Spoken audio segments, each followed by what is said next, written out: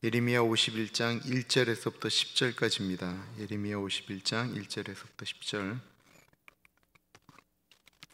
하나님의 말씀을 받들어 봉독할 때에 살아계신 하나님의 음성을 들으시기 바랍니다. 여호와께서 이같이 말씀하시되, 보라, 내가 멸망시키는 자의 마음을 일으켜 바벨론을 치고 또 나를 대적하는 자 중에 처하는 자를 치되, 내가 타국인을 바벨론에 보내어 키질하여 그 땅을 비게 하리니 재앙의 날에 그를 내어 치리로다. 활을 당기는 자를 향하여 갑주를 갖추고 선자를 향하여 쏘는 자는 그 활을 당긴 것이라. 그 청년들을 아끼지 말며 그 군대를 진멸하라. 무리가 갈대아인의 땅에서 죽임을 당하여 엎드러질 것이요 그 거리에서 찔림을 당한 자가 엎드러지리라 하시도다. 대저 이스라엘과 유다가 이스라엘의 거룩하신 자를 거역함으로 죄가가 땅에 가득하나 그 하나님 만군의 여호와께서 버림을 입지 아니하셨나니, 바빌론 가운데서 도망하여 나와서 각기 생명을 구원하고 그의 죄악으로 인하여 끊침을 보지 말지어다. 이는 여호와의 버림을 입지 아니하였나니, 바빌론은 여호와의 수중에 온 세계로 취기하는 금잔이라. 열방이 그 포도주를 마시고 인하여 미쳤도다. 바벨론이 졸지에 넘어져 파멸되니 이로 인하여 울라. 그 창상을 인하여 유황을 구하라. 혹 나으리로다. 우리가 바벨론을 치료하려 하여도 낫지 아니한즉 버리고 각기 고토로 돌아가자. 그 화가 하늘에 미쳤고 궁청에 달하였음이로다. 여호와께서 우리 의를 드러내셨으니 오라, 시온에서 우리 하나님 여호와의 일을 선포하자. 아멘. 용서라는 말을 싫어하는 사람이 있을까요? 용서한다라는 말 참 좋은 말인 줄은 누구나 다 잘 알고 있습니다. 다른 사람이 용서를 안 하는 것에 대해서 이해를 한다라고 하기도 하지만, 왜 예수 믿는 사람이라고 이야기하면 좀 어려워지기 시작합니다. 목사인데 왜 저 정도밖에 못하지? 장로라는 사람이 왜 저거를 넘어가지 못하지? 그러나 그것이 자신의 일이 되었을 때 우리는 그 일이 얼마나 힘든 일인 줄을 피부로 느끼게 됩니다.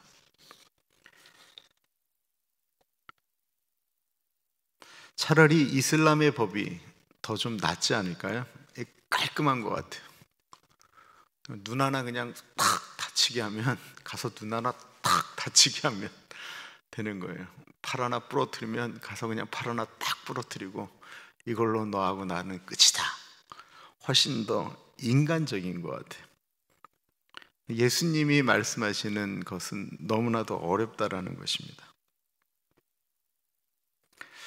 그래서 그냥 누구를 미워하지 않고 그럴 때는 용서라는 말이 그냥 뭐 자연스럽게 은혜롭게 다가오는데요, 누군가에게 그것이 이렇게 마음에 걸려 있고 또 유난히 상처를 잘 받는 성품을 갖고 있는 분들한테는 굉장히 어렵습니다. 성품적으로 상처를 잘 받는 분들이 있으세요.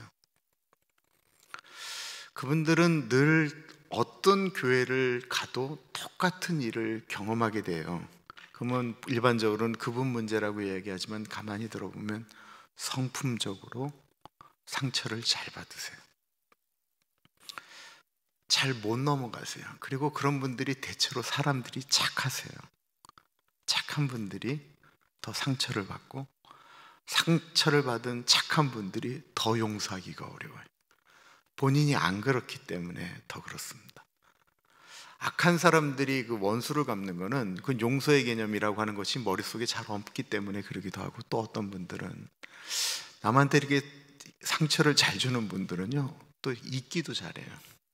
성격적으로. 그런데 여린 사람들은 상처를 받고요, 마음이 여리면 용서를 잘할 것 같은데 실제로는 그렇지 않습니다. 내면 안에 있는 상처이기 때문에 용서하는 것이 참 어려워요. 우리가 매일 그냥 묵상하다시피 하는 그 주기도문에 예수님께서 이렇게 말씀하십니다. 우리가 우리에게 죄 지은 자를 사하여 준 것 같이 우리의 죄를 사하여 주옵시고. 왜 예수님께서 이 말씀을 하셨는가? 그 용서라고 하는 것은 이 땅을 평화롭게 만들기 위함이 아니고, 주기도문은 철저하게 개인적인 것이거든요. 용서라고 하는 것이 개인의 유익을 위해서 예수님께서 그렇게 말씀하시는 거예요.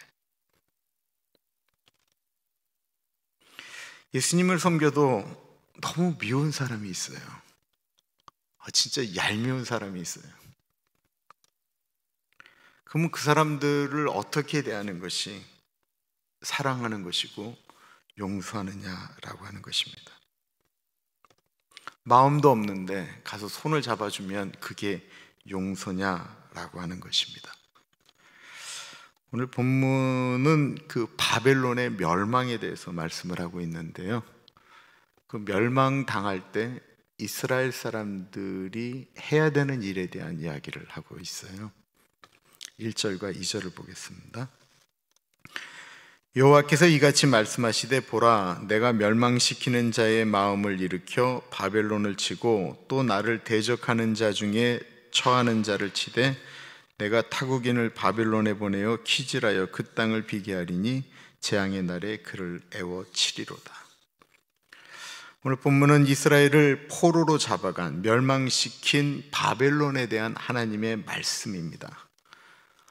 바벨론은 이스라엘을 멸망시킨 원수지요. 그런 바벨론이 지금 멸망하고 있습니다. 바벨론이 멸망하고 있는데 이스라엘은 이 민족적인 정서상 독립운동하는 민족이거든요.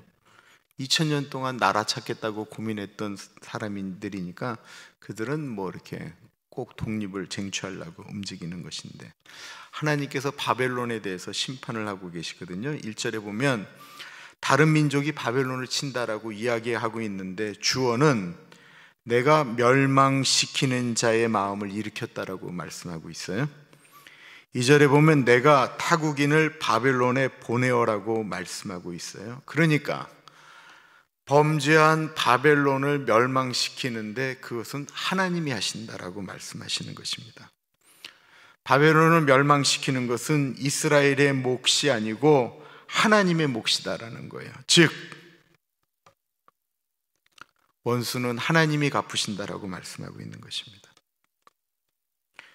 내가 원수를 갚으려고 하면 그때 일어나는 일은 관계의 파괴고 고통입니다.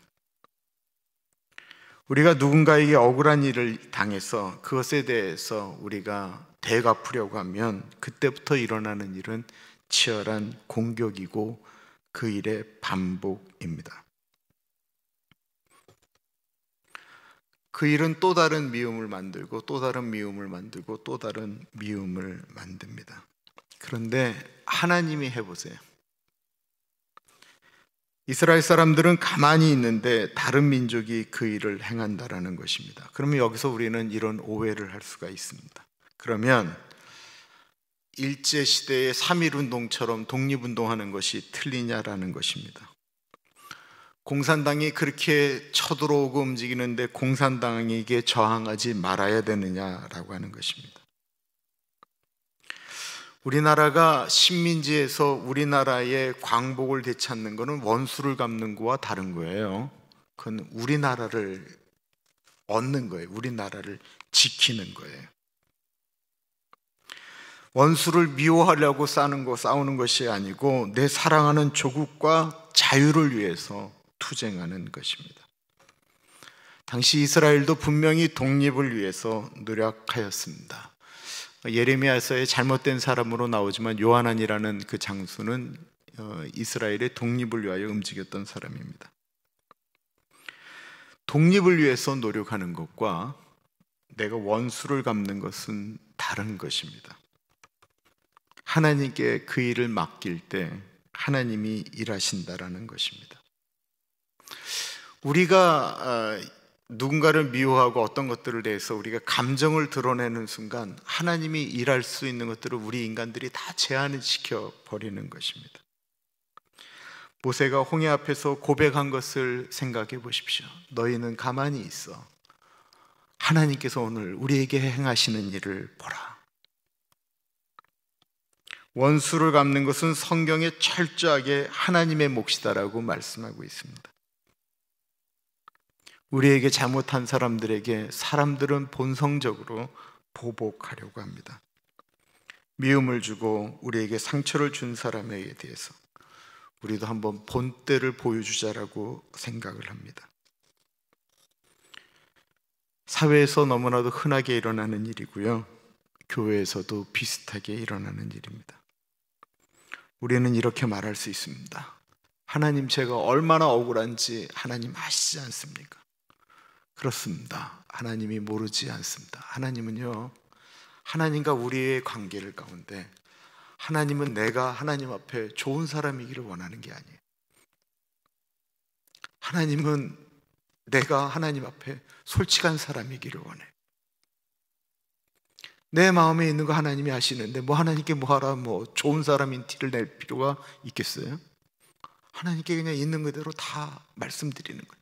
그거 아니까 하나님이 원수 갚으신다라는 거예요. 우리가 하나님 앞에 좋을 사람이 필요 하나도 없어요. 하나님이 다 하는데 우리가 좋은 사람이 티를 하나님 앞에 낼 필요가 있겠어요? 그냥 하나님 앞에 솔직한 사람인 것을 하나님이 원하신다라는 거예요. 그리고 하나님은 우리 보고 거짓 평화를 만들라라고 말씀하시는 것도 아니에요. 가장하라고 말씀하시는 것도 아니에요. 미워요. 하나님이 그거 아신다라는 거예요. 미워할 수밖에 없는 일이 일어났기 때문에 미워하는 것도 하나님이 아신다라는 거예요. 하나님이 용서하라고 말씀하시는 이유는 우리가 다치기 때문에 그러는 거예요. 하나님의 아들이 다치는 걸 알기 때문에 그러는 거예요. 이거 요즘은요, 그 용서에 대한 개념이요, 이 기독교적인 개념이 아니고 이게 일반 그 심리학 혹은 인간학으로 내려왔어요. 왜냐하면 그게 자기 자신을 안 다치게 하는 가장 좋은 것인 것을 이미 이제 사람들도 알게 된 거예요. 하나님이 우리 보고 용서하라고 말씀하시면서 내가 하겠다라는 건 나를 보호하시기 위해서 그렇게 하신다라는 것입니다. 하나님의 사랑하는 자식이 다치니까 하나님이 대신하시겠다라고 말씀하고 있는 것입니다. 히브리서 10장 30절을 보면 원수 갚는 것이 내게 있으니 내가 갚으리라 하시고, 원수 갚는 건 하나님 몫이지 내 몫이 아니다라는 거예요.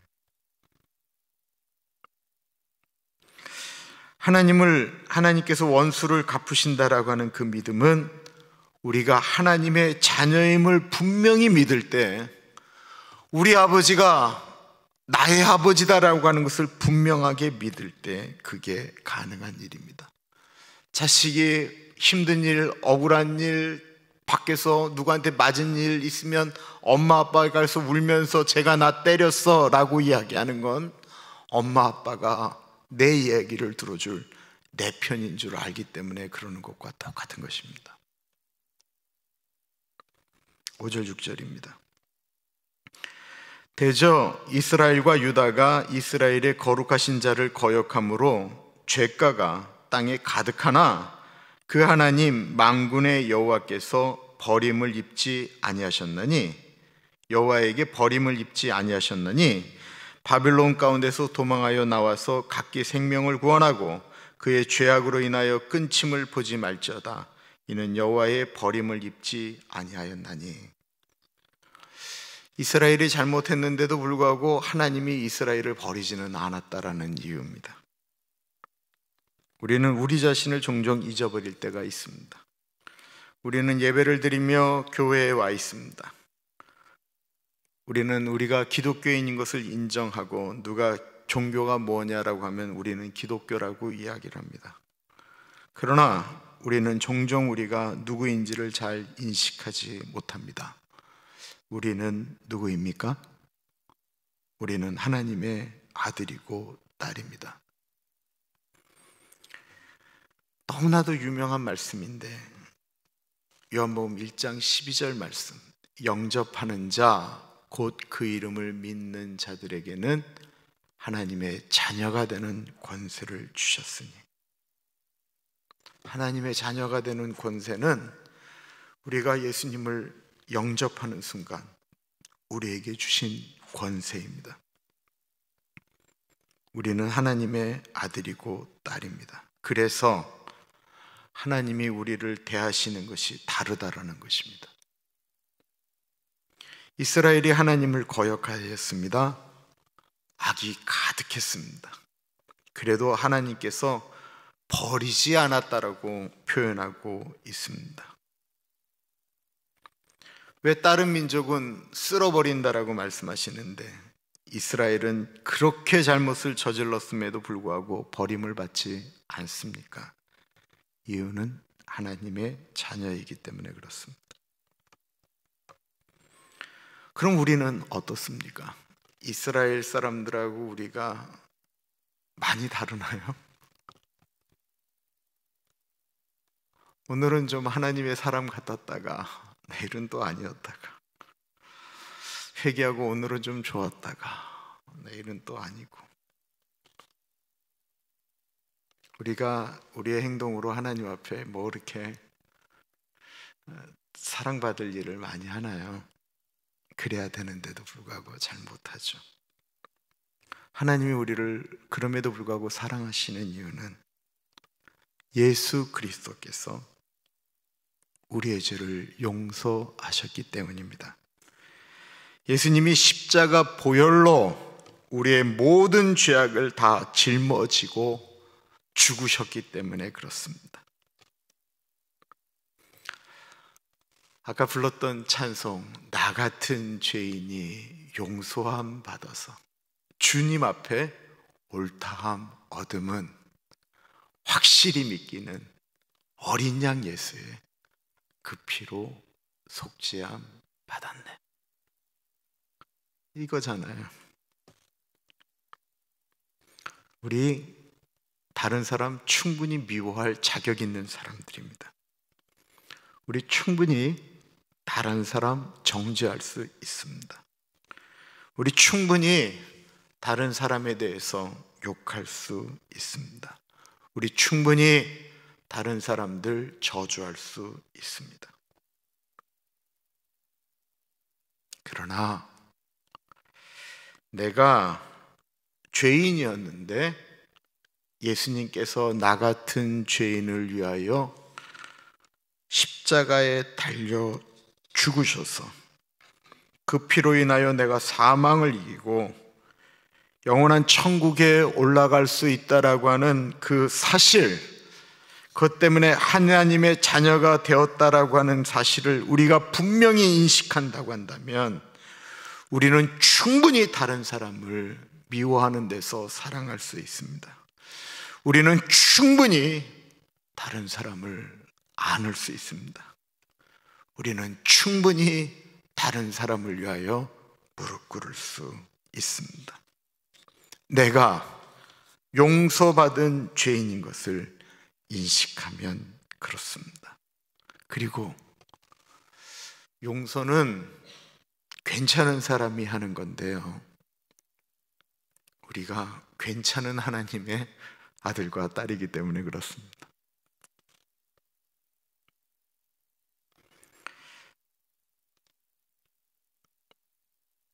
하나님께 기도하는 것이 있다고 한다면 탕자처럼 자기 하고 싶은 대로 하며 살아도 아버지가 기다리며 매일 기다리면서 안아주시는 것에 대해서 감동하는 삶을 살고 싶기보다는 늘 하나님께서 우리 인철이는 여름날의 시원한 냉수와 같이, 잠언에 있는 말씀처럼 내가 너는 믿지, 너는 의지하지, 너는 그래도 내가 너는 이렇게 행동할 줄 내가 알지.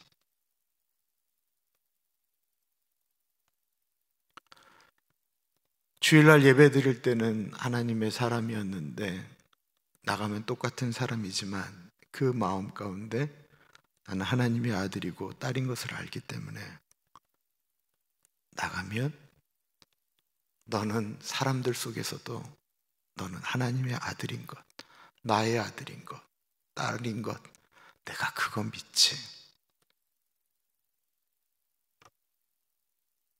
그거 잊지 않으면 됩니다.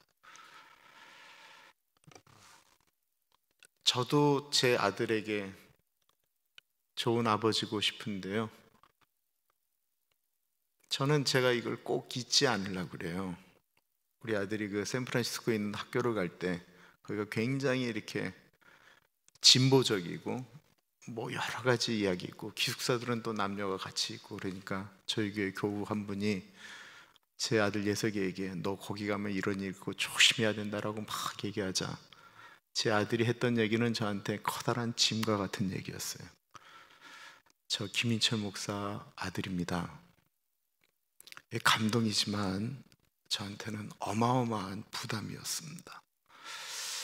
나도 우리 아들에게 부족하지 않은 아비이고 싶다라고 생각되어지거든요. 내가 하나님 앞에 우리가 하나님의 아들과 딸로 반듯하게 살라고 하면 하나님 아버지가 얼마나 마음이 좋기도 하지만 얼마나 부담되시겠어요. 이 좀 조금만 달라도 바뀔 것 같은데 사람들하고 똑같으면서 예수를 믿으니까 세상이 안 바뀌는 거예요.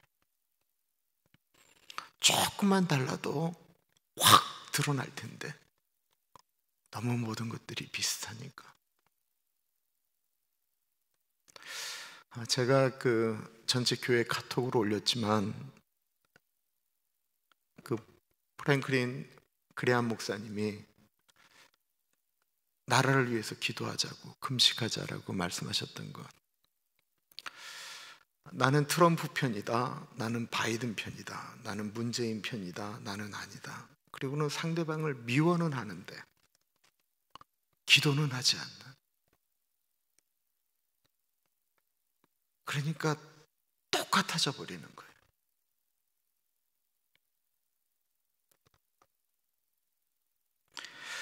원수 갚는 것 중에 하나가 원수를 위해 기도하는 것인지 우린 다 알고 있죠. 8절 보겠습니다. 바벨론이 졸지에 넘어져 파멸되니 이로 인하여 울라. 그 창상을 인하여 유황을 구하라. 혹 나으리로다. 하나님이 바벨론이 넘어져 파멸하는 것을 때문에 울라고 말씀하고 있습니다. 그들이 받은 상처를 치료하기 위해서 치료제를 구하라고 말씀하고 있습니다. 상징적인 표현이죠. 기도하라라는 것입니다. 그들이 망한다고 기뻐하고 소리치고 좋아하지 말고 그들을 위하여 기도하라라는 것입니다. 이게 얼마나 어려운 이야기입니까? 기독교 신앙의 백미를 가리켜 예수님의 산상수훈이라고 말씀을 합니다.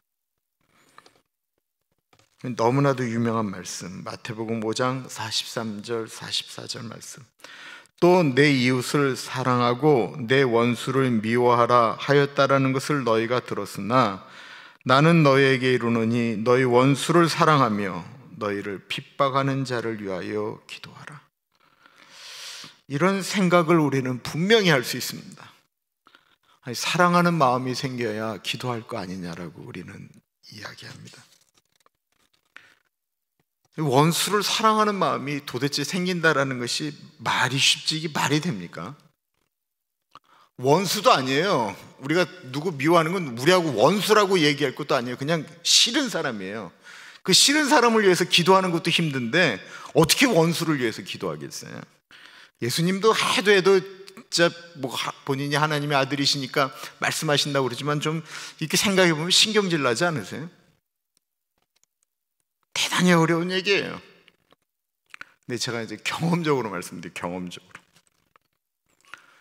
저는 원수를 찾아가서 손을 내밀라라고 이야기하면 그건 저는 못할 것 같아요. 그건 죽을 만큼 힘들 것 같아요.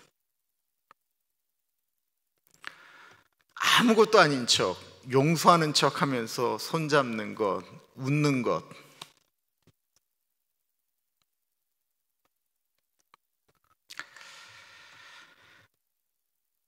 그런데요,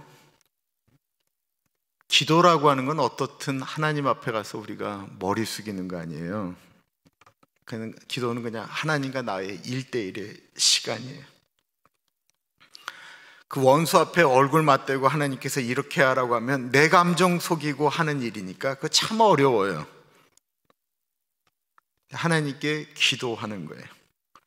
그 사람이 미운 이유 기도하고, 내가 왜 상처받았는지 기도하고, 내가 왜 그 사람을 미워할 수밖에 없는지 말씀드리고 그냥 기도하는 거예요. 아까 말씀드렸던 것처럼 하나님 앞에 내가 좋은 사람으로 기도하는 게 아니고 하나님 앞에 내가 솔직한 사람으로 기도하는 거예요. 경험적으로 느끼는 거예요. 경험적으로. 목회를 하다 보면 상처라는 것도 받잖아요. 네? 우리가 뭐 신앙생활 하다 보면 내하고 맞지 않으니까 상처받잖아요. 그쪽에서는 그런 말로 한 거 아닌데 상처가 될 때가 있잖아요. 근데 그게 어쩔 때는 내가 어떤 것들이 이렇게 넘어갈 때, 내가 넉넉하고 좋을 때는 그것이 그냥 넘어가지는데, 어쩔 때는 그것이 나를 너무 힘들게 하면 나를 그냥 확 하고 그냥 사재기를 만들잖아요. 그거 말씀드리는 거예요. 하루 기도하고 그 다음날 더 기도하고 또 기도하고 또 기도하다 보면 분명히 발견하실 거예요. 그건 어느 순간 되면 내 마음이 풀어지는 것들을 느끼게 돼요. 근데 사람들은 그것을 이렇게 얘기해요. 세월이 약이다. 그런 거 말고요. 내가 하나님 앞에 기도하니까 어느 순간에는 그걸 이렇게 넘어갈 힘을 주시더라고요.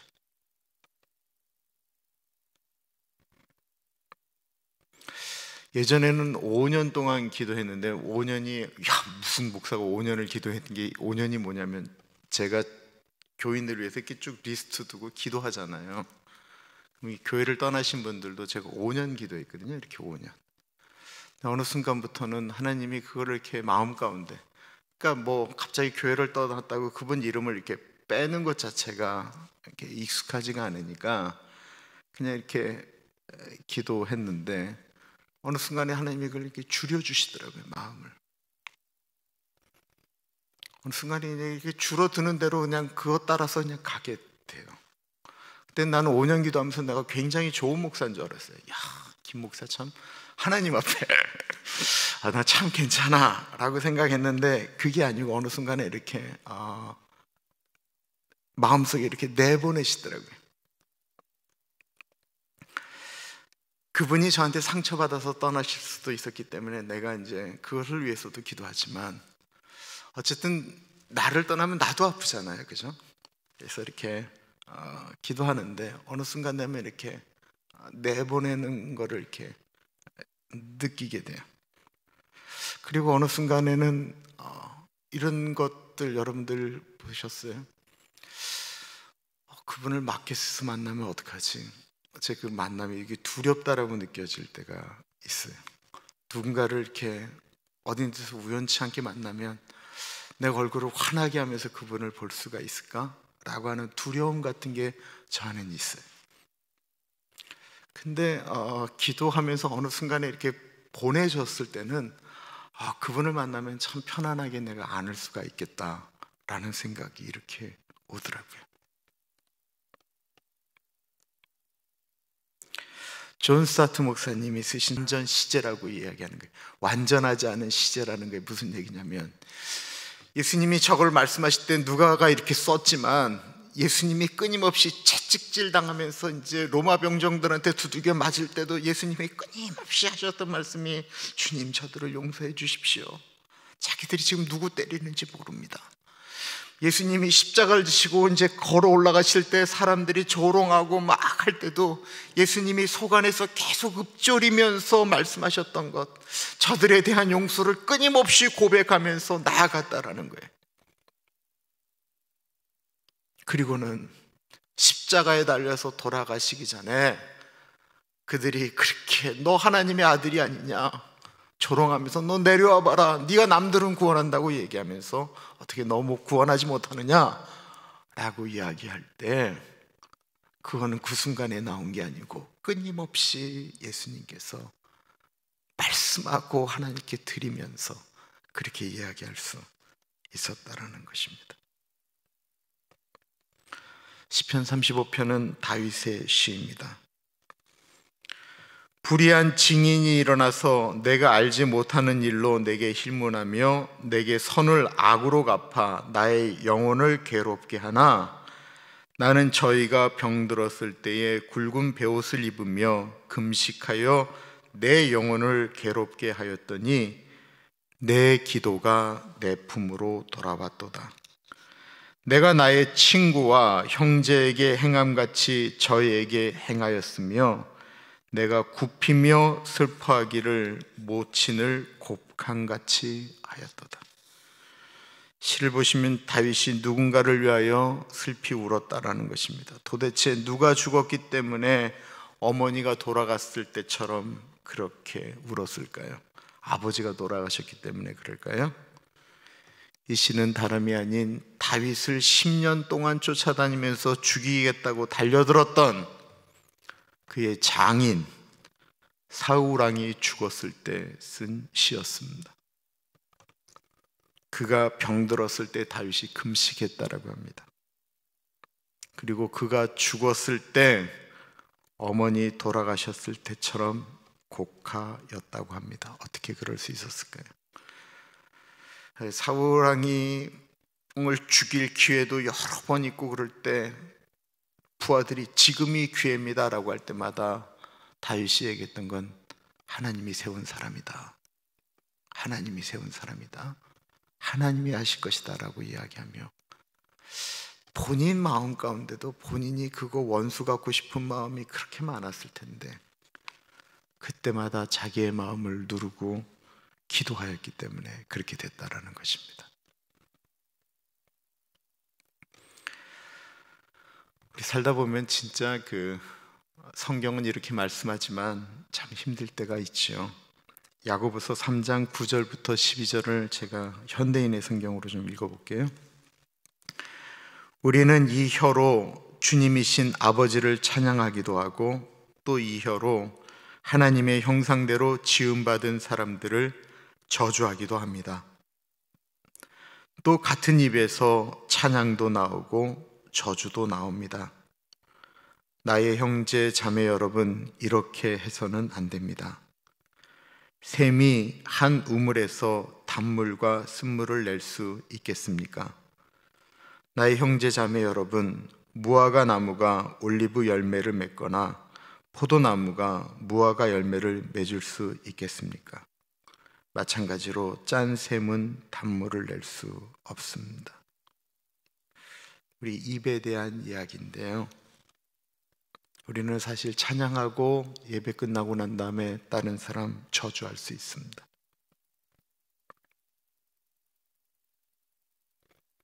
우리는 찬송하고 나가서 다른 사람 욕하는데 아무런 장애를 얻지 않습니다. 그러나 그렇게 한 다음에 마음이 아프고 힘들어야 하나님의 사람이죠. 하나님이 이해는 하시지만 어떻게 한 입에서 그렇게 두 가지가 자연스럽게 다 나오느냐라고 말씀하고 있는 것입니다. 하나님의 사람은 그러고 나면 아프고 힘든 거예요. 어려운 거예요. 그래야 되는 거예요. 그래서 우리는 날마다 하나님께 기도하고 날마다 하나님께 회개해야 돼요.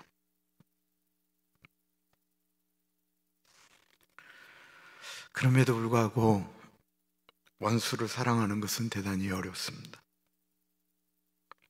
그래서 원수를 사랑하기 전에 우리가 작은 것부터 실천해야 됩니다. 그것은 나하고 가장 가까운 사람, 가깝기 때문에 말을 함부로 할 수 있고 미워할 수 있는, 부부를 가리켜 평생 원수라고 한다고 하잖아요. 가까운 가족들에게 내가 먼저 최선을 다하는 것입니다. 내가 하나님의 사람이기 때문에 내 가족들을 위해서 최선을 다하며 그들을 위하여 기도하는 것입니다. 가족이 넘어가게 되어지면 그 다음엔 교회 식구들, 그 다음엔 내 주변에 있는 사람들, 그러면서 더 지경을 넓혀가는 것입니다. 잊지 마십시오. 예수님은 우리 때문에 큰 못이 그의 발과 손을 뚫고 들어가는 그 순간에도 제발 저들을 용서해 주십시오, 끊임없이 기도하셨습니다.